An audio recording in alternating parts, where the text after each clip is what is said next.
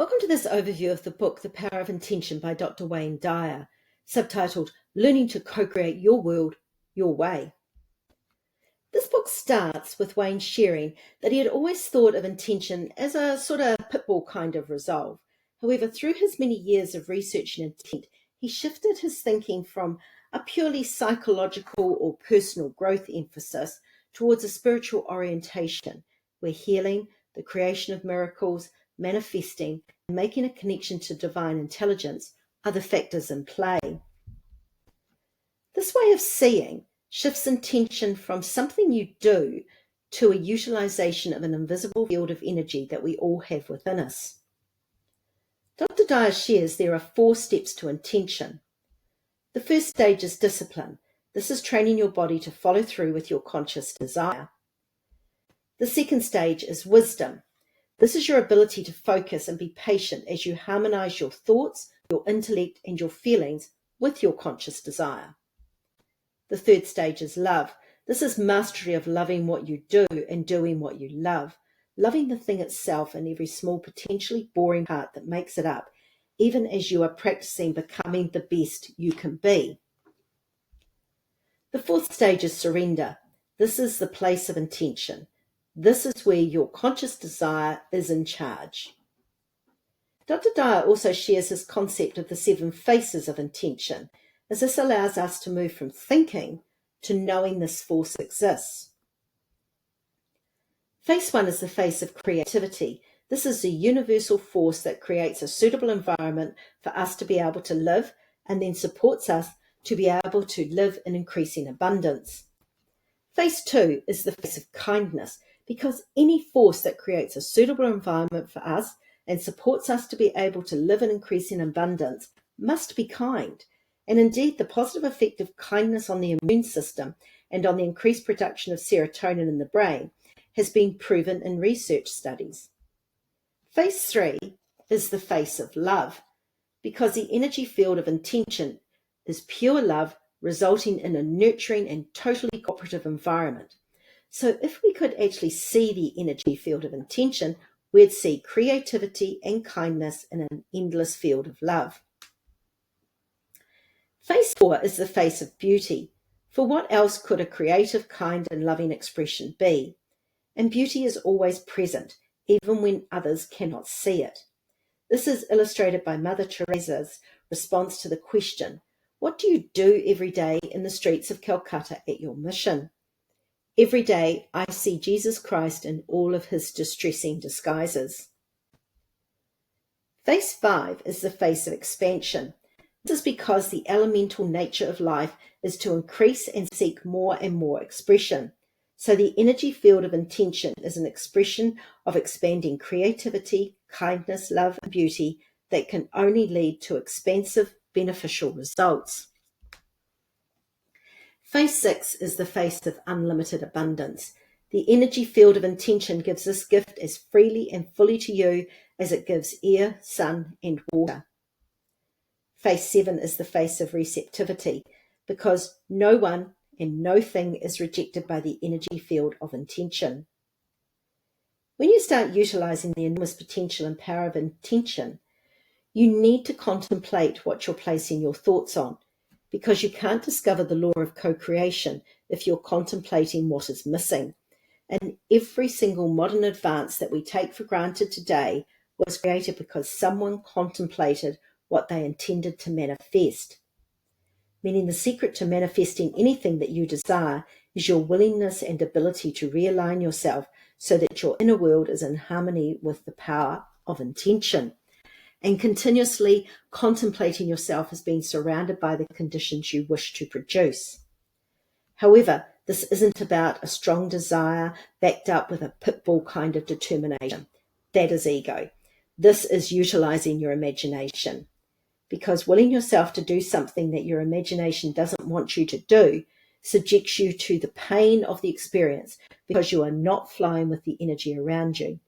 But when the imagination joins you with the energy flow, it carries you on, because thinking from the end allows you to behave as if all you would like to create is already achieved. which is why Dr. Dyer wants you to focus on your imagination when reading this book, because there is no stopping anyone who can think from the end. To create what we want, the question to ask is, how do I go about getting what I intend to create? And the required action is what is required to align yourself with the 7 faces of the energy field of intention, which may sound easier said than done, at least at the beginning. So overcoming the obstacle starts with solidifying firmly in your imagination what you wish to manifest. Then moves on to examining your inner speech, your level of energy, and your sense of self-importance, or what makes you feel special from the perspective of your ego. Because when these things are mismatched with the energy field of the power of intention, they can create an almost insurmountable block to receiving what we want. Dr. Dyer also covers that the more we connect to the energy field of intention, the more we will understand how we impact others, because we will better understand that how we judge others and what we desire for them is what we will receive for ourselves. Meaning, the more we see encounters with others as holy, the more we will be co-creating with high-frequency energies, and the more we will be creating the life we want to be living, because others will want to assist us, and this will create an even wider beneficial force in the world. So if you find yourself thinking low energy thoughts of fear, despair, worry, sadness, anxiety, guilt, etc., stop and consider whether this makes sense from the perspective of knowing the law of intention created you and you are always connected to the source. So how to put the energy field of the power of intention to work? First, love and trust yourself, because when you love and trust yourself, you are jettisoning your ego and aligning yourself to the energy field of the power of intention. So to start loving and trusting yourself, consider how you see the world, because how you see the world is how you think about yourself. And whether you see yourself as superior or inferior, you are giving your power away either to your ego, that is prodding you to chase after money, prestige, popularity, and sensory loving, or you're giving your power away to those whose opinion you are valuing more than your own knowing.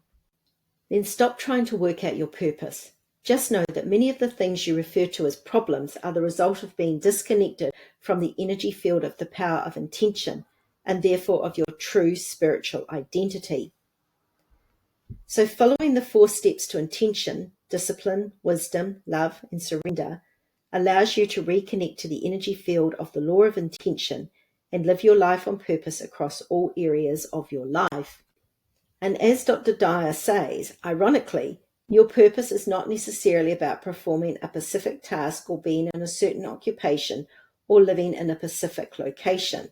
It's about sharing yourself in a creative, loving way using the skills and interests that are inherently part of you.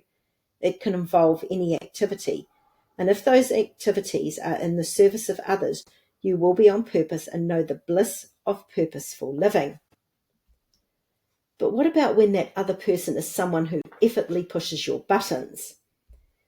The answer is to look at your relationship with yourself, because you get treated the way you teach others to treat you, and you wouldn't be reacting unless you believe there is truth in what is being said. The answer to changing the situation is to listen to your internal dialogue and to own that your thoughts are creating your experiences, because your thoughts are framing your responses. And accepting you can reframe your intention to be authentic and at peace with the other person, which means it doesn't matter what the other person says or does, only what you think and you do. So what about feeling successful and attracting abundance into your life? To answer this question, Dr. Dyer circles back to change the way you look at things, and the things you look at change, the truth of which is found in the field of quantum physics. So how are you currently viewing your world, and how do you need to be viewing it? Because the energy field of intention knows no bounds to its giving and gives an unlimited supply. Because you can only access that bounty when you are in harmony with the energy field of intention, which allows this bounty to be received. However, it is important to then avoid becoming attached to and hoarding what shows up in your life, or believing your ego that you alone have created this. This advice also applies to your intention to live a stress-free and tranquil life, as well as to the relationships and healing you want. How easy you find this book to read will likely be dependent on how far along in your spiritual journey you are.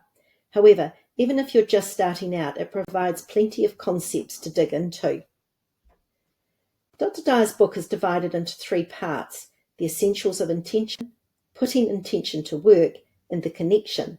And Dr. Dyer provides background information to explain his thinking and suggestions for implementing the chapter ideas, as well as exercises such as this visualization exercise that can assist with connecting with your intention if you are feeling off track. Imagine about 3 or 4 feet above your head a strap hanging down. The height means you cannot reach it unless you allow yourself to float upwards and grasp it. To do this, close your eyes and imagine your arm reaching up and then you floating upwards in this position until you grasp the strap. Then allow yourself to feel an enormous sense of relief and comfort. Thank you for viewing this video. Please like and subscribe and click on the notification bell to be advised when further book overviews are uploaded. And to help me grow this channel's reach, please share the link with others.